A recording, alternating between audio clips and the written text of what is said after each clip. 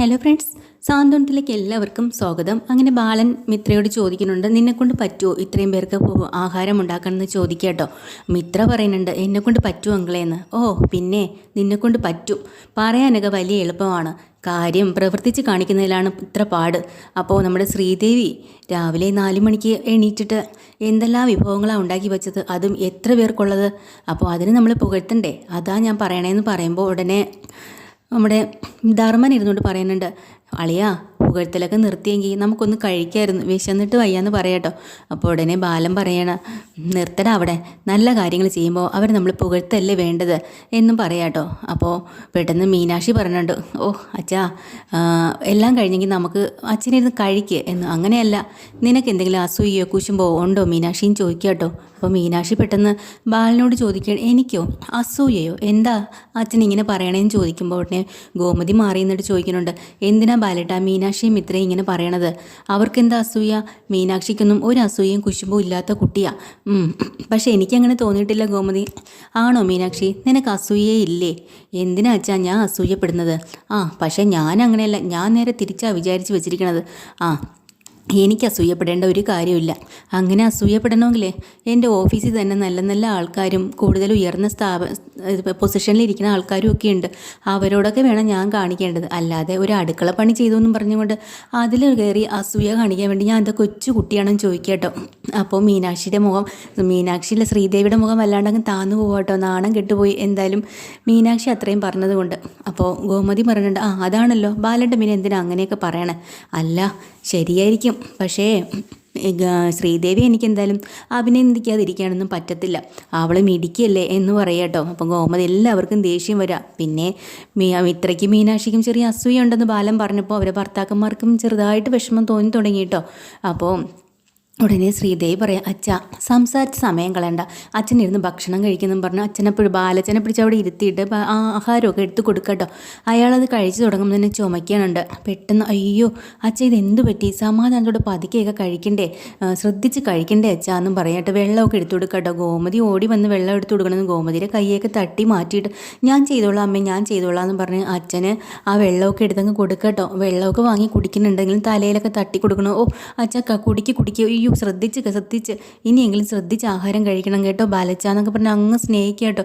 എല്ലാവരും മൂക്കത്ത് കൈ വെച്ച് പോയി. അപ്പോൾ ഗോമതിക്കാണെങ്കിൽ ദേഷ്യവും സങ്കടവും ഒക്കെ വന്ന് ഇങ്ങനെ നിൽക്കുകയാണ്. എന്നിട്ട് ആഹാരമൊക്കെ കഴിച്ചിട്ട് ഉടനെ ബാലൻ പറയണം, ഓ കൈപുണ്യം, സമ്മതിക്കാതെ വയ്യ ശ്രീദേവി മോളെ, എന്താ കൈപുണ്യം, നന്നായിട്ടുണ്ട് എന്നിങ്ങനെ പറയട്ടോ. അവസാനം നമ്മുടെ ഗോമതിക്ക് ദേഷ്യം വന്നിട്ട് എന്താ ചെയ്യുന്നറിയാവോ, അടുക്കളയിലേക്ക് ചെന്ന് ഈ കയ്യിലിരുന്ന പാത്രങ്ങളെയും വലിച്ചെറിഞ്ഞ് ദേഷ്യത്തിൽ നിൽക്കുക. തൊട്ട് പുറകെ മീനാക്ഷിയും ഇത്രയും കൂടി ചെല്ലാണ്. എന്നിട്ട് പറയുന്നുണ്ട്, അമ്മ വിഷമിക്കാതെ, എന്തിനാ അമ്മ ഇങ്ങനെ ദേഷ്യം കാണിക്കണം? എടി എത്ര വർഷമായി ഈ മനുഷ്യന് ഞാൻ നല്ല നല്ല ആഹാരങ്ങൾ ഉണ്ടാക്കി കൊടുക്കണു, എത്രത്തോളം ഇഡലി, എത്ര അപ്പം, എത്ര ചപ്പാത്തി, എത്ര പൂരി, എന്തെല്ലാം ഉണ്ടാക്കി കൊടുത്തു, എത്ര കറികൾ. എന്നിട്ട് ഇന്ന് വരെ ഒരു നല്ല വാക്ക് പറഞ്ഞൊന്ന് കേട്ടിട്ട് പോലുമില്ല. ഒരു ശ്രീദേവി ഒരു മരുമകൾ വന്നപ്പോൾ അത് തന്നെ തലേ കയറ്റി അങ്ങ് വച്ചിരിക്കുകയാണ്, എന്തോ വലിയ സംഭവം പോലെ. ഇഡലിക്ക് എന്താടിയാ ഇത്ര വലിയ മഹിമ? ഞാനും കഴിച്ചല്ലോ ഇഡലി, സാധാരണ ഉണ്ടാക്കുന്നവരെ പോലെ തന്നെയല്ലോ ആ ഇഡലിയുടെ ടേസ്റ്റ്. പിന്നെ എന്നോട് പറയാത്ത ആ ഒരിത് ഇവളോട് എന്തിനാ പറയണത്? നിങ്ങളും 2 മരുമക്കൾ തന്നെയല്ലേ അവിടെ വെച്ച് ബാലയുടെ, നിങ്ങൾക്ക് അസൂയ എന്നൊക്കെ പറഞ്ഞ് കേട്ടില്ലേ? ഉടനെ നമ്മുടെ മീനാക്ഷിയും ഇത്രയും കൂടെ പറയാം, അതേ അമ്മേ ശരിയാ, അച്ഛൻ എന്ത് ഭാവിച്ച, അച്ഛൻ എത്ര പെട്ടെന്ന് അച്ഛൻ്റെ സ്വഭാവമൊക്കെ മാറ്റി മറിക്കുന്നേ. ശരിയാ, വിട്ടുകൊടുക്കരുത് അമ്മേ, വിട്ടുകൊടുക്കരുത്, ഇതിനെതിരെ നമുക്ക് ഫൈറ്റ് ചെയ്യണം എന്ന് മീനാക്ഷിയും ഇത്രയും കൂടെ പറയട്ടോ. ശരിയാ, ഞാൻ വിട്ടുകൊടുക്കില്ല മോളെ, ഞാൻ ചോദിക്കാനുള്ളത് മുഖത്ത് നോക്കി ഞാൻ ചോദിക്കും ബാലേട്ടൻ്റെ, ഇതിങ്ങനെ പോയാൽ പറ്റത്തില്ലല്ലോ എന്നൊക്കെ പറയാം. അപ്പോൾ മീനാക്ഷി പറഞ്ഞിട്ടുണ്ട്, അമ്മ അങ്ങോട്ട് ചെല്ലി, ഇനി എന്തിനും ഏതിനും എപ്പോൾ നോക്കിയാലും ശ്രീദേവി എന്നാ വിളിക്കുക. അപ്പം മിത്ര പറയുന്നുണ്ട്, ഞാനും ശ്രദ്ധിച്ചു, അല്ലെങ്കിൽ എപ്പോൾ നോക്കിയാലും ഗോമതി എന്ന് വിളിക്കുന്ന അച്ഛൻ ഇപ്പോഴേ ശ്രീദേവി എന്നാണ് വിളിക്കണം. അവരാണെങ്കിൽ ബാലച്ച എന്ന് പറഞ്ഞ് പുറകെ നടക്കുന്നുണ്ട്. ഇങ്ങനെ വിട്ടുകൊടുത്താൽ പറ്റില്ല അമ്മേ, നമ്മളെല്ലാവരും ആരുടെ അടിമയൊന്നുമല്ല, ചോദിക്കേണ്ടത് മുഖത്ത് നോക്കി ചോദിച്ചേ പറ്റത്തുള്ളൂ എന്ന് മീനാക്ഷി പറയാട്ടോ. അപ്പോൾ ഗോമതി അവർക്കങ്ങ് സപ്പോർട്ടിൽ ഇവർ പറഞ്ഞത് ഏറ്റി കയറി അങ്ങ് നിൽക്കുക. ഇനി എന്തെങ്കിലും ആവശ്യത്തിന് ശ്രീദേവി എന്ന് വിളിക്കുകയാണെങ്കിൽ അപ്പം ചെല്ലണം അമ്മ, എന്നിട്ട് നല്ല കൊടുക്കണമെന്ന് പറയാം. ശരിയാ, ഞാൻ കൊടുക്കും. അപ്പോഴാണ് ബാലൻ വീണ്ടും ശ്രീദേവി മോളേന്ന് വിളിക്കണം കേട്ടോ. ആഹാ, അത് ശരി, അങ്ങനെ വിട്ടാൽ പറ്റില്ലെന്ന് പറഞ്ഞ് ഗോമതി ചാടിത്തുള്ളി അങ്ങ് ചെല്ലാട്ടോ. തൊട്ട് പിറകെ വാല് പോലെ 2 എണ്ണം ഉണ്ട്. അവിടെ നോക്കുമ്പോൾ ഫോൺ വന്നതാണ്. അത് ഉദയഭാനു കുറേ സമയമായിട്ട് ശ്രീദേവിയെ വിളിച്ചിട്ട് കിട്ടണില്ല. അങ്ങനെ ബാലൻ്റെ ഫോണിൽ വിളിക്കുക. അങ്ങനെ ബാലൻ ആ ഫോൺ കൊണ്ടുവന്ന് ശ്രീദേവിക്ക് കൊടുക്കുകയാണ്. മോളെ, നിൻ്റെ അച്ഛൻ വിളിച്ചിട്ട് നീ എടുത്തില്ല എന്ന് പറഞ്ഞു, അതാ എന്നെ വിളിച്ചത്, എന്നാ സംസാരിക്കുമെന്ന് പറയാം. ആ ഫോണും കൊണ്ട് ശ്രീദേവി പുറത്തേക്ക് ഇറങ്ങി പോവാട്ടോ. ബാലൻ്റെ അടുത്തേക്ക് കൊല്ലാനായിട്ടുള്ള ദേഷ്യത്തിലാണ് ഗോമതി അവിടെ വന്ന് മുമ്പിൽ നിൽക്കുമ്പോൾ ഗോമതി ആകെ വിറയൽ തുടങ്ങി. എന്താ, നീ എന്തിനാ എന്നെ വിളിച്ചത്? എന്തെങ്കിലും കാര്യമുണ്ടോ? പറഞ്ഞോ ഗോമതി. അത് എന്ന് പറയുമ്പം എന്താ നീ പറഞ്ഞോ? അപ്പോഴാണ് ഗോമതി പെട്ടെന്ന് ആലോചിക്കാം, എനിക്കും ചിലത് പറയാനുണ്ട്. ഞാൻ എന്തായാലും ആരുടെയും മുഖത്ത് നോക്കി പറയും. എന്താന്ന് എനിക്ക് പറയാനുള്ള? പറ. നിങ്ങൾക്ക് ഇത്ര കാലമായിട്ട് നിങ്ങളുടെ ഭാര്യയായിട്ട് ഞാൻ ഇവിടെ കഴിഞ്ഞിട്ട് ഇത്രയൊക്കെ വച്ചും വിളമ്പിയും കഷ്ടപ്പെട്ടു നേരം വെളുത്ത് രാത്രി വരെ അടുക്കളയിൽ തന്നെ കിടക്കാൻ നിങ്ങളുടെ ഇഷ്ടങ്ങൾക്കുള്ള ഭക്ഷണങ്ങൾ മാത്രം ഉണ്ടാക്കിത്തരാം. എന്നിട്ടൊരു നല്ല വാക്ക് നിങ്ങൾ പറഞ്ഞോന്ന്. എന്നിട്ട് ഇപ്പം വന്നു കയറിയ മരുമോളാണോ നിങ്ങൾക്ക് എല്ലാത്തിനും ഏതിനും എന്നും പറഞ്ഞ് അവരെ അങ്ങ് ദേഷ്യപ്പെടും കേട്ടോ. അപ്പോൾ ബാലൻ പറയാം, നിർത്തടി, നീ ഉണ്ടാക്കുന്ന ഏത് ഭക്ഷണമാണ് നല്ലതായിട്ടുള്ളത്? നീ ഉണ്ടാക്കുന്ന ഒന്നും കൊള്ളത്തില്ല എന്ന് പറയാം. ഗോമതിയുടെ ദേഷ്യം അങ്ങോട്ട് തുടങ്ങിയിട്ടും, ആഹാ, അത് ശരി, അപ്പോൾ ഇത്രയും കാലം ഞാൻ കിടന്ന് അധ്വാനിച്ചത് വേസ്റ്റായല്ലേ? ഞാൻ ഉണ്ടാക്കുന്ന ഒന്നും നിങ്ങൾക്ക് ഇഷ്ടമല്ലല്ലേ? കാണിച്ച് തരാമെന്നും പറഞ്ഞ് ബാലനെ പിടിച്ച് തള്ളി മറിച്ചാൻ കിട്ടും കേട്ടോ. ബാലനാണെങ്കിൽ നേരെ കസേരപ്പുറത്തുനിന്ന് മറിഞ്ഞ് തറയിൽ ചെന്ന് വീഴാണ്. അങ്ങനെ മീനാക്ഷിയും ഇത്രയും കൂടെ ഓടിപ്പോയി, അയ്യോ അച്ഛാ, എന്ത് പറ്റി അച്ഛാ എന്നൊക്കെ പറഞ്ഞ് എടുക്കണം കേട്ടോ. പക്ഷേ ഇതെല്ലാം ഗോമതി അവിടെ നിന്ന് സ്വയം ആലോചിക്കുന്ന കാര്യങ്ങളാണ് കേട്ടോ. അങ്ങനെ ഗോമതി ഈ അന്തം വിട്ട് നിൽക്കുന്ന കാരണം ബാലൻ ചോദിക്കണേ, എന്താടി നീ നോക്കി നിൽക്കണേ? കുറേ സമയമായല്ലോ, എന്നോട് എന്തോ പറയാനുണ്ടെന്ന് പറഞ്ഞിട്ട് നീ ഇങ്ങോട്ട് വന്നത്. അതെ, അതൊന്നുമില്ല ബാലേട്ടാ. എടി പറഞ്ഞോ? ഒന്നുമില്ലെന്ന് പറഞ്ഞുകൊണ്ട് ഗോമതി നേരെ കയറി പോകട്ടോ. അങ്ങനെ മീനാക്ഷിയോടും മിത്രയോടും ചോദിക്കുകയാണ്, അതെ, ഇവളെന്താ പറയാനാണ് ഇങ്ങോട്ട് വന്നത്? അറിയില്ല അച്ഛാ, ചോദിച്ചു നോക്കാമെന്ന് പറഞ്ഞ് ഇവരും പുറകെ ചെല്ലട്ടോ. അടുക്കളയിൽ ചെന്നിട്ട് പതിയെ ഓടിപ്പോയി ഫ്രിഡ്ജ് തുറന്ന് വെള്ളമൊക്കെ എടുത്ത് കുടിക്കുകയാണ് ഗോമതി പേടിച്ചിട്ട്. അപ്പോൾ ഇവരുടെ മുഖത്ത് നോക്കാൻ വയ്യാത്തോണ്ട് അങ്ങ് പോകുമ്പോൾ മീനാക്ഷി വിളിക്കുന്നുണ്ട്, അമ്മേ ഒന്ന് നിന്നേ, എന്തായി വലിയ ഗമയിൽ എന്തോ പറയുമെന്നും പറയല്ലേ അങ്ങോട്ട് പോയേ, എന്നിട്ട് എന്താ പറയാത്തെ?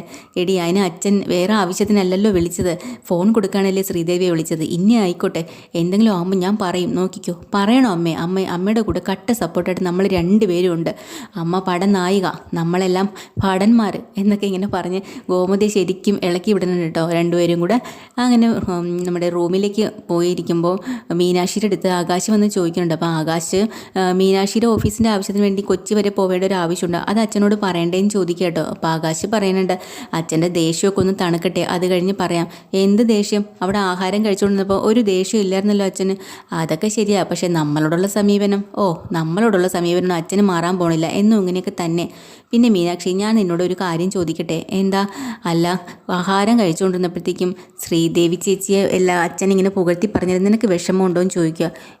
എനിക്കെന്ത് വിഷമം? എനിക്കൊരു വിഷമമില്ല. അച്ഛൻ ആരെയോ പുകഴ്ത്തി പറയോ എന്ത് വേണോ ചെയ്തോട്ടെ, ഒരു കുഴപ്പമില്ലെന്ന് പറയാം. അതല്ല, നിങ്ങളെ 2 പേരെയും കുറ്റപ്പെടുത്തി സംസാരിച്ചില്ലേ, അതാ ഞാൻ ചോദിക്കണേന്ന് പറയാട്ടോ. എനിക്ക് അങ്ങനെയൊന്നും തോന്നിയില്ല ആകാശേ. കാര്യം എന്താണെന്ന് വെച്ചാലേ, അച്ഛൻ്റെ സ്വഭാവം നമുക്കറിയാലോ. ഇങ്ങനെയാണെങ്കിൽ പിന്നെ അച്ഛനോട് 24 മണിക്കൂറും വഴക്ക് കൂടാനല്ലേ നേരം കാണുള്ളൂ. അത് ശരിയാണ്. പക്ഷേ നിനക്ക് എന്തെങ്കിലും ചെറിയ വിഷമോ ദേഷ്യമോ? എനിക്ക് ഒരു വിഷമവും ഇല്ല, ദേഷ്യമില്ല. അച്ഛൻ എന്ത് വേണമെങ്കിലും പറഞ്ഞോട്ടെ, ഒരു കുഴപ്പമില്ല. പിന്നെ അവർ അടുക്കളപ്പണിയെല്ലാം ഏറ്റെടുത്തോട്ടെ, എനിക്ക് അത്രയും ജോലി കുറഞ്ഞിരിക്കുമല്ലോ ആകാശേ. അങ്ങനെ ഞാൻ ചിന്തിച്ചാൽ പോരെ? പിന്നെ അതും പോരാഞ്ഞിട്ട് ഇപ്പം അടുക്കളപ്പണി വലിയ ഗമയിൽ ചെയ്തു എന്നും അതിൻ്റെ സർട്ടിഫിക്കറ്റ് കിട്ടിയെന്നും പറഞ്ഞ് PFO ESAയോ ഒന്നും കൂടാൻ പോണില്ല. അതിന് ജോലി എന്നെ ചെയ്യണം. എനിക്ക് അതുകൊണ്ട് ഒരു വിഷമമില്ല ആകാശം എന്ന് പറയാം. രക്ഷപ്പെട്ടു, നീ ആയതുകൊണ്ട് കൊള്ളാം എൻ്റെ ഭാര്യയായിട്ട് വന്നത്. വേറെ ഏതെങ്കിലും പെണ്ണുങ്ങളാണെങ്കിലേ ഈ സമയത്ത് എൻ്റെ തലമണ്ട അടിച്ച് പൊട്ടിച്ചേനെന്ന് പറയാം കേട്ടോ. അപ്പോൾ ഉടനെ മീനാക്ഷി പറയാം, തലമണ്ട അടിച്ച് പൊട്ടിക്കാൻ വേണ്ടിയിട്ട് ഒന്നുമില്ലല്ലോ ഈ തലയ്ക്കകത്തെന്നൊക്കെ പറഞ്ഞ് അവർ കളി പറഞ്ഞ് അങ്ങനെ രസിച്ചിരിക്കാൻ കേട്ടോ. അങ്ങനെ കുറച്ച് കഴിഞ്ഞ് രാത്രിയാകുമ്പോൾ മീനാക്ഷിയും ഇത്രയും കൂടെ ട്രെയിനിങ് ഹാളിൽ വന്നെന്ന് ഭയങ്കരമായിട്ട് സംസാരിക്കുന്നുണ്ട്. മീനാക്ഷി പറയുന്നുണ്ട്, അവർ കുറച്ച് ഓവറാണെന്നൊക്കെ പറയുകയാണ്. ഇവരിനി എന്താ കാണിച്ച് കൂട്ടണേന്ന് മാത്രം പറയാൻ പറ്റണില്ലല്ലോ, എന്തിനാ ഇവരിങ്ങനെ ഓവറായിട്ട് കാണിക്കണേ, എന്തോ കാര്യം സാധിച്ചെടുക്കണ പോലെയാണ് തോന്നണേന്ന് മീനാക്ഷി പറയാം. അപ്പോൾ ഇത്രയും പറയുന്നുണ്ട്, നമ്മളൊക്കെ ഇവിടെ കല്യാണം കഴിഞ്ഞ് വന്നപ്പോൾ അച്ഛന് നമ്മളെ ഇഷ്ടമേ അല്ലായിരുന്നു, ഇപ്പോൾ ദേ എന്ത് കാര്യം അവരുടെ അടുത്ത് ചോദിക്കുമ്പോൾ മീനാക്ഷി പറയാം, അങ്ങനെ പറയണ്ട, നമ്മളോടൊന്നും അച്ഛന് വിരോധമൊന്നുമില്ല, അച്ഛന് നമ്മളോട് സ്നേഹം തന്നെയാണ് ഇത്രേ. പക്ഷേ ഇവരോട് കാണിക്കുന്ന സ്നേഹം എന്താണെന്നറിയോ? ഇതിപ്പോൾ നമ്മളെ ഇഷ്ടത്തിന് കയറി വന്നതല്ലേ, ഇത് അച്ഛൻ തന്നെ തീരുമാനിച്ച് കൊണ്ടുവന്നതല്ലേ. അപ്പോൾ അച്ഛൻ കണ്ടുപിടിച്ചതെല്ലാം പെർഫെക്റ്റ് ആണെന്ന് മറ്റുള്ളവരെയും കൂടെ ബോധിപ്പിക്കണം. അതിന് വേണ്ടിയിട്ടാണ് ഇങ്ങനെ സപ്പോർട്ട് ചെയ്ത് പറയണമെന്നാണ് എനിക്ക് തോന്നുന്നത്. ഏതായാലും അമ്മയ്ക്ക് നല്ലപോലെ വിഷമമായിട്ടുണ്ട്. അമ്മയുടെ ദേഷ്യം കൂടിയിട്ടേ ഉള്ളൂ. അമ്മ എന്തായാലും ഏത് നിമിഷം വേണമെങ്കിലും പൊട്ടിത്തെറിക്കും. നമ്മൾ പൊട്ടിത്തെറിക്കാതിരിക്കാൻ വേണ്ടി നമ്മളൊന്ന് അമ്മയെ പിടിച്ചു നിർത്തുന്നത് വളരെ നല്ലതായിരിക്കും എന്ന് പറയാം കേട്ടോ. പിന്നെ ഞാൻ നിന്നോട് പറഞ്ഞില്ലേ നമ്മൾ കൊച്ചിയിൽ പോണ കാര്യം. പോകുന്നുണ്ടല്ലേ ചേച്ചി? അങ്ങനെയാണെങ്കിൽ ചേച്ചി പോയി കഴിഞ്ഞാൽ ഞാനിവിടെ ഒറ്റയ്ക്കാവുമല്ലോ, എനിക്ക് കൂട്ടാരുമില്ലല്ലോ എന്ന് മിത്ര പറയാം കേട്ടോ. അങ്ങനെയൊന്നും നീ വിചാരിക്കണ്ട, ഇവിടെ വേറെ കുഴപ്പമൊന്നും കാണില്ല. നീയും ആരിനും കൂടെ വാ എന്നാൽ നമ്മുടെ കൂടെ എന്ന് പറയാം. അത് പറ്റില്ല, ആരും ജോലിയും കളഞ്ഞ് എന്തായാലും വരില്ല ചേച്ചി എന്ന് പറയാം. എന്തായാലും നമുക്ക് ആലോചിച്ച് ചെയ്യാം. ഇതുവരെ അച്ഛൻ്റെ അനുവാദം വേണമല്ലോ, അച്ഛൻ ഇതുവരെ സമ്മതം തന്നിട്ടില്ല എന്ന് പറയുന്നുണ്ട് കേട്ടോ മീനാക്ഷി. എന്ന് പറഞ്ഞ് സംസാരിച്ച് അവർ ഇരിക്കുന്ന സമയത്ത് അകത്ത് വന്ന് ഫസ്റ്റ് നൈറ്റ് എന്തായാലും ആഘോഷിക്കാൻ പറ്റിയില്ല നമ്മൾ ആനന്ദിന്. അപ്പോൾ സെക്കൻഡ് നൈറ്റ് ആഘോഷിക്കാനായിട്ട് തന്നെയാണ് തീരുമാനിച്ചിരിക്കുന്നത്. ഒരു വലിയ ജാറിൽ വെള്ളമൊക്കെ കൊണ്ട് ശ്രീദേവി റൂമിനകത്തേക്ക് വരുവാട്ടോ. വെപ്രാളം പിടിച്ച് ടെൻഷനായിട്ടാണ് വരുന്നത്. അതിൻ്റെ അപ്പുറം വെപ്രാളവും ടെൻഷനും ഒക്കെ ആയിട്ട് നമ്മുടെ ആനന്ദ് നേരെ ഓടിപ്പോയി കഥകൊക്കെ കുറ്റിയിട്ടിട്ട് അവിടെ വന്നിരിക്കട്ടോ കട്ടില്ലേ. എന്നിട്ട് മീനാക്ഷിയോട് പറഞ്ഞോണ്ട് മീനാക്ഷി ഇവിടെ വന്നിരിക്കുന്ന. അങ്ങനെ മീനാക്ഷി അല്ല കേട്ടോ, ശ്രീദേവി അവിടെ വന്നിരിക്കുന്നുണ്ട്. അത് എന്നിട്ട് ശ്രീദേവിയുടെ കൈയും കാലൊക്കെ നല്ല വിറയ്ക്കുന്നുണ്ട്. അപ്പം ആനന്ദ് ചോദിക്കുന്നുണ്ട്, എന്താ ശ്രീദേവി നീ ആകെ വിറയ്ക്കുന്നുണ്ടല്ലോ എന്ന്. അങ്ങനെ വളരെ നാണത്തോടു കൂടി ശ്രീദേവി ആനന്ദിനെ നോക്കാട്ട് എപ്പിസോഡ് തീരുന്നത്. പുതിയൊരു എപ്പിസോഡ് വീണ്ടും വരാൻ ചാനൽ ഇഷ്ടമായ ലൈക്ക് ചെയ്യുക, സബ്സ്ക്രൈബ് ചെയ്യുക. താങ്ക്